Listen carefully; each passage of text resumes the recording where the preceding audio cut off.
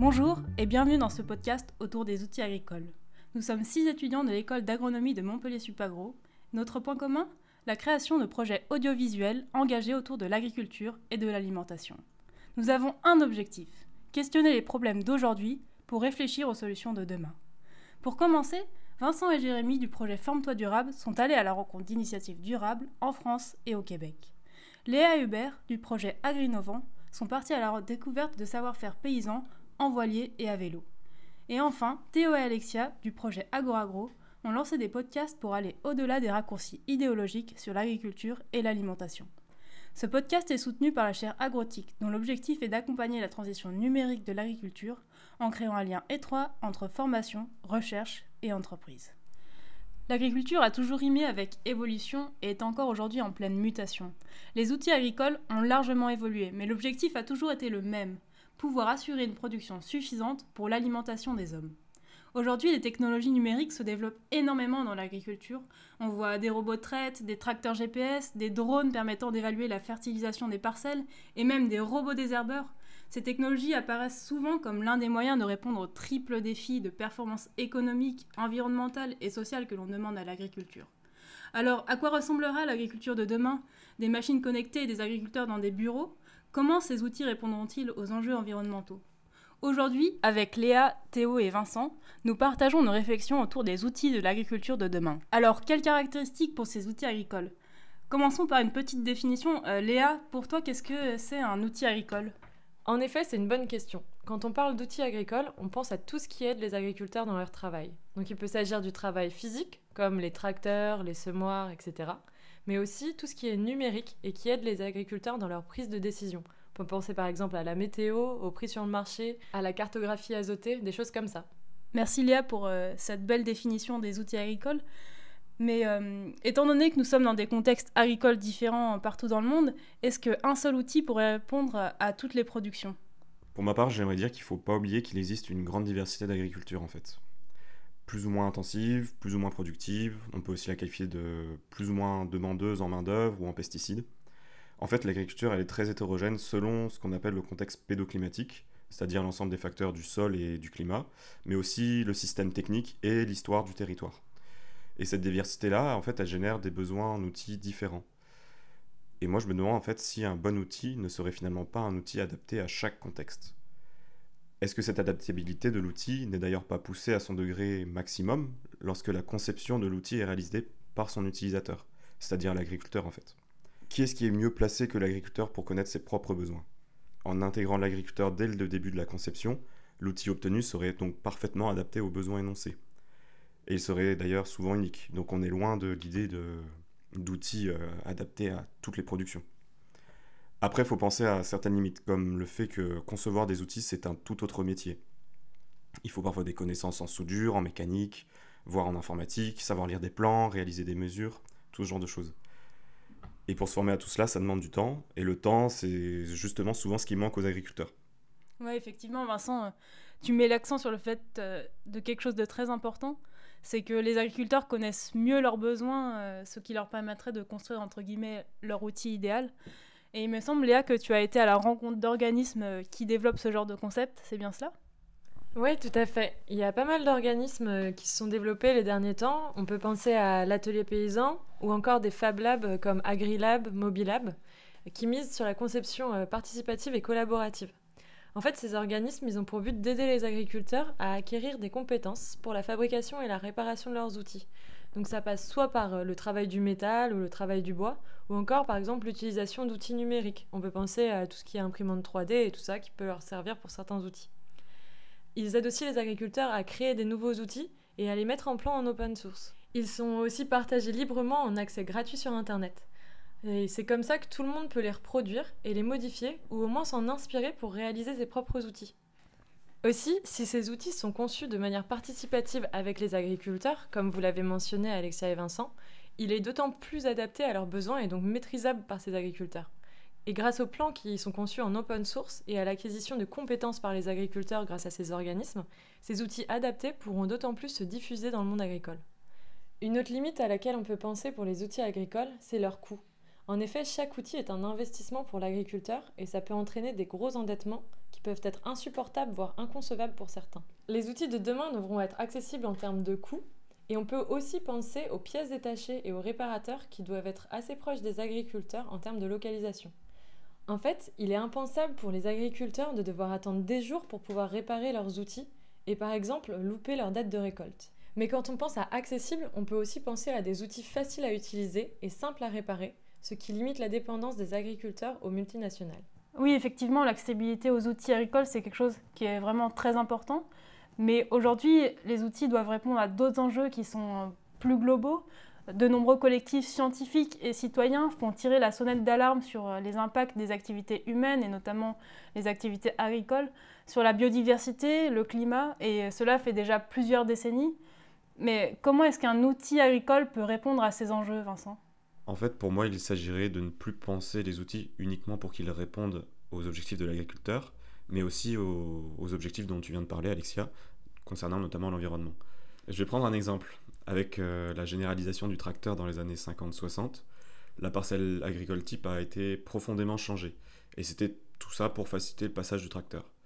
C'était pratique pour les agriculteurs, mais en l'espace de quelques décennies, nous sommes passés d'une mosaïque de paysages à un paysage fortement simplifié, avec des exploitations agricoles d'un seul tenant, justement pour faciliter l'exploitation des terres. Et ainsi, de nombreux refuges de biodiversité ont disparu, les murets, les haies, etc. Aussi, pour mieux prendre en compte le changement climatique, on peut penser à un autre levier, c'est-à-dire par exemple mener une réflexion sur la consommation d'électricité ou de carburant pour les outils qui en utilisent, car ces énergies peuvent rarement être qualifiées de bas carbone, elles émettent souvent des gaz à effet de serre. Les outils de demain doivent donc optimiser leur utilisation d'énergie. De plus, je dirais que tout matériau non consommé, c'est autant de pollution évitée et autant d'énergie économisée tout au long de sa vie. En effet, les matières premières doivent être extraites, ensuite le matériau est fabriqué, transporté, utilisé, et à la fin de sa vie, il faut le recycler ou l'éliminer, et tout ça, ça demande de l'énergie. Oui, tu mets là le doigt sur quelque chose d'important. De manière générale, les tensions sur certaines ressources sont de plus en plus fortes, et ces tensions ne cessent d'augmenter. Quand on parle de ressources, on pense notamment aux énergies fossiles qui sont à la base des carburants, mais aussi des engrais, minéraux et des pesticides. Bref, un outil doit être plus économe en ressources, mais comment peut-il l'être ? Telle est la question, Vincent. Oui, écoute, je pense qu'on peut penser à plusieurs choses. Déjà, on peut essayer d'augmenter la performance ou l'efficience d'utilisation des ressources, et c'est par exemple ce que fait l'agriculture numérique pour optimiser l'utilisation de pesticides, du carburant ou des engrais. On peut penser à augmenter la durée de vie des outils pour qu'ils soient plus fiables, plus robustes dès leur construction, faciliter le réemploi et aussi les concevoir réparables. Et ça, Léa en a parlé tout à l'heure. Il faut aussi penser au problème des matériaux composites ou des alliages qui sont parfois plus performants que des matériaux classiques, mais souvent ils ne sont pas recyclables. Pour finir, je dirais qu'on peut penser à miser sur la polyvalence. Les porte-outils, par exemple, ils permettent d'éviter d'avoir à chaque fois des roues pour chaque outil différent, car en fait on va venir greffer l'élément de travail directement sur le porte-outil, et c'est le porte-outil qui a les roues. Toutefois, on peut penser à deux limites. La première, je dirais que c'est le fait que changer l'outil du porte-outil, ça peut prendre beaucoup de temps, et c'est parfois même dangereux. Alors après, il faut savoir qu'il y en a qui sont en train de travailler sur des triangles d'attelage et qui essaient de résoudre ce problème. La deuxième limite que je vois, c'est qu'un outil polyvalent, il n'est pas forcément optimisé pour toutes les tâches. Par exemple, il peut être plus lourd que nécessaire, et ça peut entraîner une surconsommation de carburant. Et le carburant, c'est aussi une ressource qui va peut-être devenir limitante. Effectivement, merci Vincent pour tes exemples très intéressants qui étaient surtout tournés autour de la diminution de l'utilisation des ressources. Est-ce que quelqu'un aurait d'autres idées pour répondre à ces grands enjeux qu'on a cités au début ? Théo, peut-être ? Oui, effectivement, Alexia, je pense qu'il faut garder à l'esprit que le risque, en limitant de plus en plus l'utilisation de toutes ces ressources, c'est d'avoir des systèmes qui ne répondent pas aux besoins en quantité et en qualité de nourriture produite. Pour produire suffisamment sans trop consommer de ressources, il faut optimiser les systèmes, optimiser l'eau, optimiser les engrais, les pesticides, l'énergie. Il faut savoir utiliser les ressources au meilleur moment. Tout est dans le savoir. Donc oui, selon moi, l'agriculture de demain, qui est économe en ressources, elle sera intensive en connaissances. Les principes de l'agronomie que l'on redécouvre en ce moment en intégrant des rotations longues, des couverts végétaux ou les semis sous couverts sont par exemple autant de pratiques qui peuvent être vertueuses. Mais toutes ces pratiques nécessitent une connaissance agronomique poussée et une compréhension pointue du milieu par l'agriculteur. Les outils numériques peuvent faciliter le partage de ces connaissances fondamentales entre les agriculteurs à travers par exemple des formations en ligne ou des outils d'aide à la décision. Et il n'y a pas que cette connaissance fondamentale. Des informations parfois bien plus pratiques peuvent être communiquées par les réseaux de communication. Ça va du simple prix du cacao à Abidjan consultable sur un simple téléphone jusqu'aux alertes pucerons très fines sur une zone précise française. Et ces informations influencent constamment les décisions des agriculteurs. L'agriculteur bien informé fait moins d'erreurs, il prend des meilleures décisions et il vit donc mieux de son métier. Et les outils numériques doivent permettre de démocratiser l'accès à l'information. Mais du coup, j'imagine que le partage de ces connaissances nouvelles, ça implique énormément de collecte et d'échange de données. Est-ce qu'il n'y a pas un risque que ces données soient utilisées contre l'intérêt des agriculteurs ? C'est vrai que plus les années passent et plus l'humanité collecte, stocke et traite une quantité exponentielle de données. Et oui, on le voit dans notre quotidien, les entreprises qui collectent nos données personnelles sont parmi les plus puissantes du monde. En agriculture, c'est la même chose, la même tendance est en cours avec les tracteurs et outils qui sont de plus en plus connectés, avec la gestion des exploitations qui se digitalisent et même s'automatisent, et où même les vaches deviennent connectées. Alors oui, il est légitime de se demander qui utilise ces données et dans quel but. Surtout que, comme dans les autres secteurs économiques, s'il y a un acteur qui prend une position de monopole dans le domaine des données agricoles, alors il a la capacité de par exemple contrôler le marché, d'empêcher l'innovation des autres acteurs et des autres entreprises, et même de rendre dépendants les agriculteurs à leur marque. Et la contradiction avec ça, c'est que pourtant, dans le contexte du big data, il y a un besoin d'un énorme volume de données pour faire émerger ces connaissances nouvelles. Et donc, plus les données sont dispersées parmi une multitude d'acteurs, et moins elles ont le potentiel de générer ces précieuses connaissances nouvelles. Selon moi, il est possible de trouver un compromis. Il est nécessaire de développer, par la technologie et par la loi, des environnements où une multitude d'acteurs peuvent partager leurs données dans leur intérêt personnel et l'intérêt commun à la fois. Avec des outils qui sont transparents et une gestion sécurisée des consentements à l'usage de la donnée, les différents acteurs peuvent trouver un terrain neutre où leur donnée est en sécurité et où chaque acteur y trouve son intérêt. Soit en étant rétribué financièrement pour le partage de ces données, donc en proportion à la connaissance qu'ils génèrent, parce que cette connaissance a de la valeur, et donc cette valeur doit être redistribuée à ceux qui ont généré la donnée, soit en accédant à des connaissances nouvelles, par exemple. Des solutions dans ce sens sont bien sûr en développement, c'est compliqué, mais je pense que ceux qui développent des outils dans ce sens-là doivent être soutenus. Oui, merci Théo pour ces informations.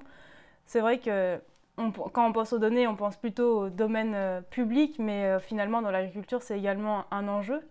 On approche de la fin du podcast et j'aimerais finir par une observation assez fréquente. On entend souvent dire que les pratiques les plus durables et respectueuses de l'environnement ne sont pas toujours malheureusement les plus rentables.